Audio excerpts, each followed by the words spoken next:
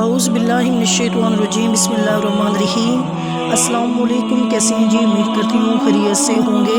جنہوں نے ابھی تک میرے چینل کو سبسکرائب نہیں کیا، سبسکرائب کریں، لائک کریں، کامنٹ پر بتائیں کہ آپ کو یہ ویڈیو کیسی لگی ہے۔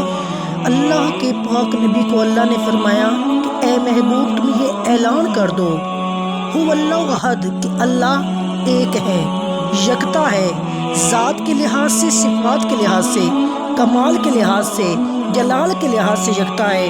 اور جو لوگ دوسرے خداؤں کی پوجا پاٹ اس لیے کرتے ہیں کہ یہ حاجت روا ہے، مشکل کشاں ہیں اور اللہ رب العزت کے ساتھ ہر نظام کائنات میں حصہ دار ہیں، شریک ہیں، اور اللہ رب العزت نے ان کا رد کر کے فرمایا ہے کہ اللہ الصمد، اللہ بے نیاز ہے، اسے اس نظام کے چلانے میں کسی کے تعاون کی محتاجی نہیں، اور سمدیت اور بے نیازی اسی کا ہی حصہ ہے۔ اور جنہوں نے اللہ کے ساتھ بعض ہستیوں کو شریک کر رکھا ہے، حضرت عیسیٰ کو اللہ کا بیٹا مانا، حضرت عزیر کو اللہ کا بیٹا مانا، حضرت مریم کو اللہ رب العزت کی زوجہ تسلیم کیا، ملائکہ کو اللہ رب العزت کی بیٹیاں فرض کیا، ان کا رد کرتے ہوئے ارشاد فرمایا لم یلد ولم یولد ولم یکن لہ کفوا احد، نہ وہ کسی کا باپ ہے نہ کسی کا بیٹا ہے۔ یہ اعلان نبی کریم نے ان لوگوں کے سامنے کیا جو اللہ کے گھر میں 360 غیر اللہ رکھ کے ان کی پوجا پاٹ کیا کرتے تھے۔ صرف یہ نہیں کہ وہ اللہ کی عبادت نہیں کرتے تھے بلکہ کسی کو کرنے بھی نہیں دیتے تھے۔ نبی کریم نے جب اللہ کی بارگاہ میں سجدہ ناز کیا، سجدہ ریز ہوتے ہوئے اور چہرہ و دعا کو جھکاتے ہوئے، وہ نبی کریم کی اس ادائے ناز کو ناپسند کرتے تھے۔ اس طرح نازیبا کلمات کہتے تھے کہ اگر اب ہم نے تمہیں دیکھا اس طرح سجدہ کرتے ہوئے ہم تمہاری گردن توڑ دیں گے، لہٰذا اس حرکت سے باز آ جاؤ، ورنہ اللہ رب العزت کی پوجا بھی نہیں کرتے تھے بلکہ کسی کو کرنے بھی نہیں دیتے تھے۔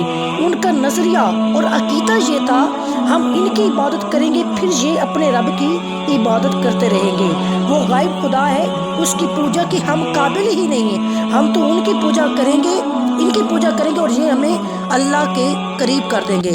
حضرت نوح علیہ السلام کے دور سے یہ سلسلہ چلا اور آخر الزمان پیغمبر کے دور میں بھی تھا، اور اسے اب بھی میرے نبی کا دور ہے اور اب بھی یہ سلسلہ جاری ہے۔ بتوں کی پوجا پاٹ ہو رہی ہے۔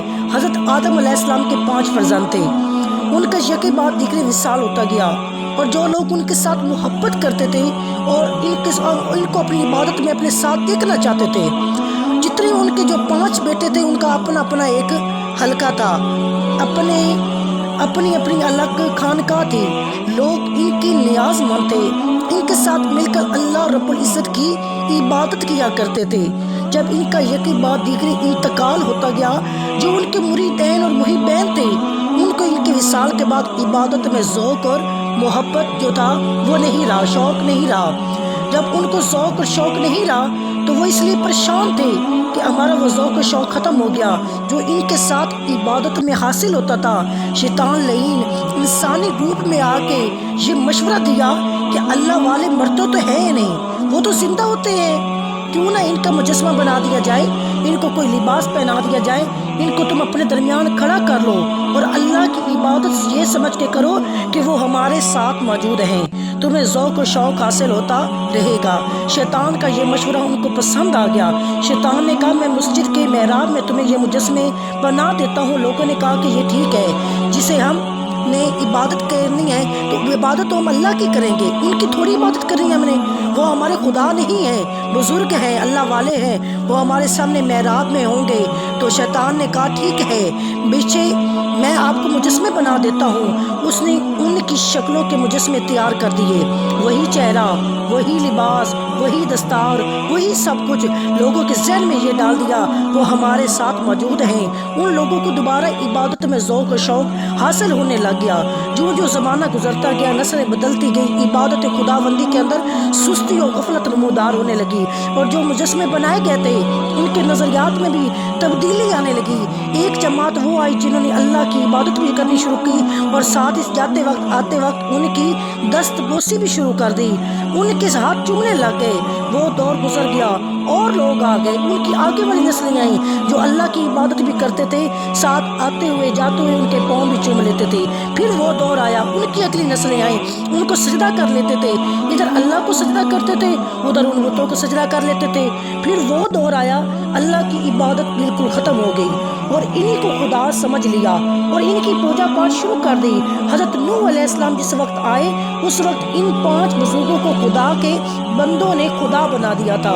لوگ ان کو خدا سمجھ کر ان کی عبادت کیا کرتے تھے۔ 950 سال طوفان سے پہلے تبلیغ فرمائی اور طوفان کے بعد 70 سال آپ نے تبلیغ فرمائی۔ طوفان سے پہلے جو لوگ بتوں کے پجاری تھے وہ اپنے بیٹوں کو، اپنے پوتوں کو حضرت نوح علیہ السلام کے پاس لے کے آتے اور کہتے اس کی بات نہ مانو اور اپنے بتوں کی پوجا کرنا۔ اس طرح یہ سلسلہ جاری رہا۔ سب سے پہلے حضرت ابراہیم علیہ السلام نے ان کو تہس نہس کیا اور اللہ رب العزت کی وحدانیت کا پرچم بلند کیا اور جہاد کا سلسلہ شروع فرمایا۔ حضرت ابراہیم علیہ السلام کے دور میں لوگ آگ کی پوجا بھی کرتے تھے، سورج کی پوجا بھی کرتے تھے، چاند ستاروں کی پوجا بھی کرتے تھے۔ آپ کے دور میں نمرود نے بھی اپنے خداؤں نے کا دعویٰ کیا۔ شرک کا بہت وسیع پروگرام چل رہا تھا۔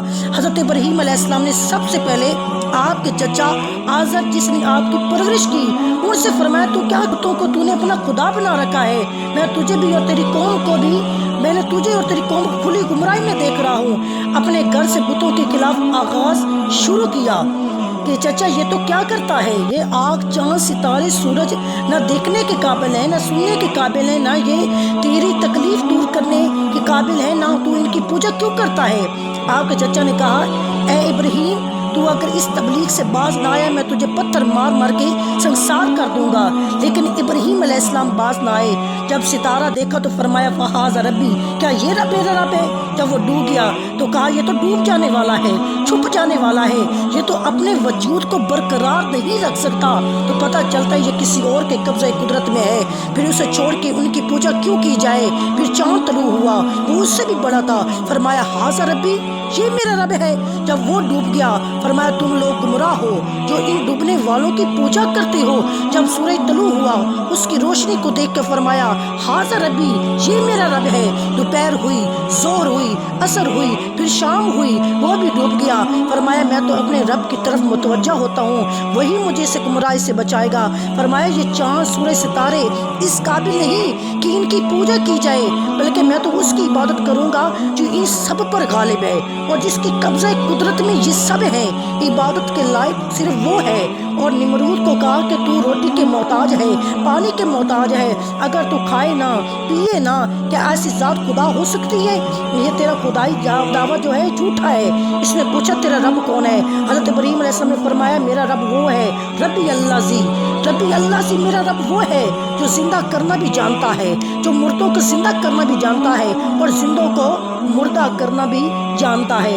زندہ کرنا بھی اس کے ہاتھ میں ہے، مارنا بھی اس کے ہاتھ میں ہے۔ نمرود نے کہا یہ کون سی بڑی بات ہے؟ قید خانے سے 2 قیدی منگوا لی گئی، ایک کو قتل کر دیا، دوسرے کو رہا کر دیا۔ کہا دیکھا میں مار بھی سکتا ہوں، میں زندہ بھی کر سکتا ہوں۔ آپ نے فرمایا کہ میرا رب وہ ہے جو سورج کو مشرق سے چڑھاتا ہے، اگر تو بھی رب ہے تو سورج کو مغرب سے چڑھا کے دکھا۔ وہ لاجواب ہو گیا۔ بت پرستوں کا میلہ تھا۔ حضرت ابراہیم علیہ السلام کو دعوت دی کہ آؤ تم نے اپنا مذہب بھی دیکھا ہے، آپ ہمارا مذہب بھی دیکھو، کتنی ہماری مذہب میں وسعتیں ہیں۔ ہمارے مذہب میں آپ نے فرمایا میں بیمار ہوں، دل میں تھا کہ یہ لوگ میلے میں چلے جائیں گے، میں ان کے بتوں کو تہس نہس کر دوں گا۔ آپ نے ایک کلہاڑا لیا، بت کھانے چلے گئے، وہاں بتوں کے سامنے آپ مٹھائیوں کے ڈھیر لگا ہوا تھا، وہ اس لیے رکھ کے گئے تھے کہ یہ دم ہو جائیں گے، بابرکت ہو جائیں گے، ہم واپس آ کے یہ بابرکت کھانا کھا لیں گے۔ جب وہ واپس آنے والے تھے اس وقت تک آپ نے سارے بتوں کو تہس نہس کر دیا اور جو بڑا بت تھا اس کے کندھے پہ کلہاڑے کو رکھ دیا اور چلے گئے۔ جو ہی وہ لوگ واپس آئے تو دیکھا بت کھانے میں تباہی آ چکی ہے۔ وہ کہنے لگے جس نے ہمارے خداؤں کے ساتھ یہ سلوک کیا ہے وہ بڑا ہی ظالم ہے۔ انہوں نے کہا کون ایسا ہے جس نے یہ کیا ہے؟ یہاں تو سارے بتوں کی پوجا کرنے والے ہیں۔ ایک نے کہا ایک نوجوان ہے جس کا نام ابراہیم ہے، وہ بتوں کے خلاف باتیں کرتا ہے، ہو سکتا ہے اس نے یہ کیا ہو۔ دوسرے نے کہا اسے لوگوں کے سامنے لے آؤ۔ جب حضرت ابراہیم علیہ السلام کو پکڑ کے لایا گیا اور پوچھا ہمارے بتوں کے ساتھ یہ حال تم نے کیا ہے؟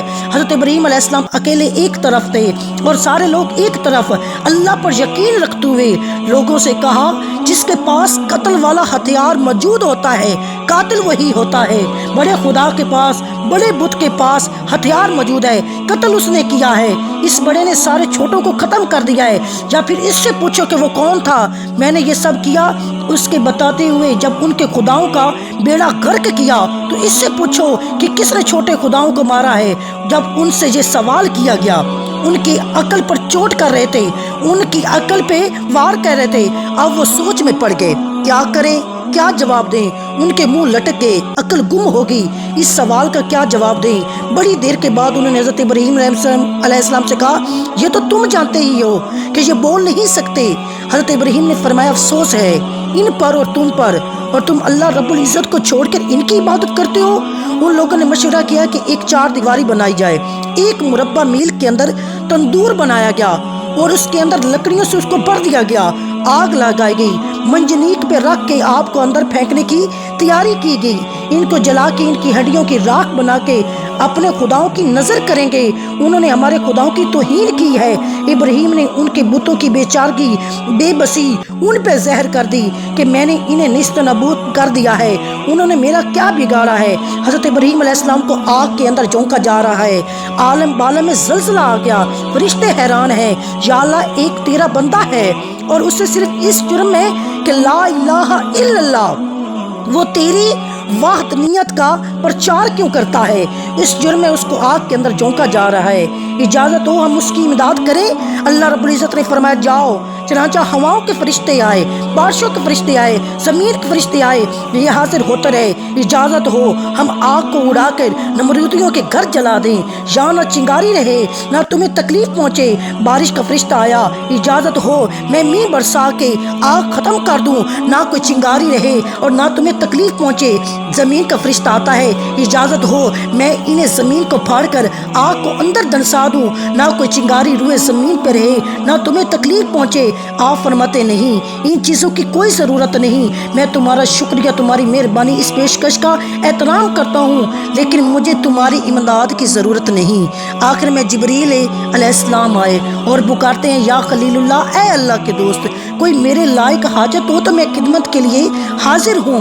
آپ نے فرمایا اما علیک فلا، تیری طرف کوئی محتاجی نہیں۔ جبریل امین نے کہا اللہ کی بارگاہ میں تو محتاجی ہے نا، اس سے تو بے نیاز کوئی نہیں ہو سکتا، لہٰذا اللہ کی بارگاہ میں دعائی کر دو۔ تو کیا فرمایا اے محبوب حالی حسبی سوالی، وہ جب دیکھ رہا ہے مجھے ہاتھ اٹھا کے دکھانے کی کیا ضرورت ہے، وہ میرے دشمنوں کی منصوبے پروگرام سن رہا ہے، مجھے وہ سنانے کی کیا ضرورت ہے، اس لیے وہ بچائے تو اس کی مرضی، وہ چلائے تو اس کی مرضی، میں اپنے لیے کوئی فکر کرتا ہی نہیں، کیونکہ میں اس جسم کو نہ اپنا ملک سمجھتا ہوں نہ اپنی ملک سمجھتا ہوں، یہ ملک بھی اسی کا ہے، یہ ملک بھی اسی کا ہے، بچائے تو مرضی، جلائے تو مرضی، اما علیک فلا، تیری امداد کی کوئی ضرورت نہیں ہے۔ جب ابراہیم علیہ السلام یہاں مدد نہیں لے رہے، فرشتوں سے بھی اللہ سے دعا بھی نہیں کر رہے، وہی حضرت ابراہیم علیہ السلام قیامت کے دن نبی کریم صلی اللہ علیہ وآلہ وسلم کی منت کر کے آپ کے لوائے الحمد کے نیچے، آپ کے جھنڈے کے نیچے جگہ حاصل کریں گے۔ نبی کریم فرماتے ہیں میرے صحابہ تمہیں مبارک ہو، قیامت کے دن میری اس جھنڈے لوائے الحمد کے نیچے تم کھڑے ہوگے۔ حضرت ابراہیم خلیل اللہ بھی مجھ سے منت اور زاری کر کے مجھ سے اس جھنڈے کے نیچے جگہ حاصل کریں گے۔ میں تمہارا دادا ہوں، میں نے تمہارے لیے کعبہ بنایا، میں نے تمہارے لیے اللہ رب العزت کے حضور دعا کی، میں نے اللہ کا گھر بنایا، اجرت لینی تھی، انعام لینا تھا، اتنی بڑی عظیم ہستی کا گھر بنایا، اس سے اجرت بھی لینی تھی، انعام بھی لینا تھا، لیکن نہ کوئی اجرت لی نہ کوئی اور انعام لیا، اگر کچھ مانگا تو تمہیں مانگا، اس دعا مانگنے کے واسطے مجھے اپنے جھنڈے تلے جگہ دے دو۔ کعبہ بنا بنانے کے واسطے مجھے اپنے جھنڈے کے نیچے جگہ دے دو، اور دادا ہونے کے واسطے مجھے اپنے جھنڈے کے نیچے جگہ دے دو۔ نبی کریم ارشاد فرماتے ہیں، اللہ تعالیٰ نے فرمایا محبوب 3 دعاؤں کا میں تمہیں تحفہ دیتا ہوں۔ اللہ کے نبی نے 2 دعائیں دنیا پہ مانگی، ایک دعا آخرت کے لیے رکھ لی۔ اللہ کے نبی نے اپنے لیے کچھ نہیں مانگا تو صرف امت کے لیے مانگا، اللہم اغفر لی امتی، اے اللہ میری امت کے صغیرہ کبیرہ گناہوں کو معاف فرما، میری امت کے کبیرہ گناہوں کو بھی معاف فرما۔ تیسری دعا کے لیے فرمایا کہ میں نے تیسری دعا اس دن کے لیے بچا کے رکھی ہے جب اللہ کی ساری مخلوق حتیٰ کہ مخلوق کے سردار حضرت ابراہیم علیہ السلام وہ بھی میرے در پہ سوالی بن کے آئیں گے۔ تیسری دعا میں نے اس دن کے لیے بچا کے رکھی ہے۔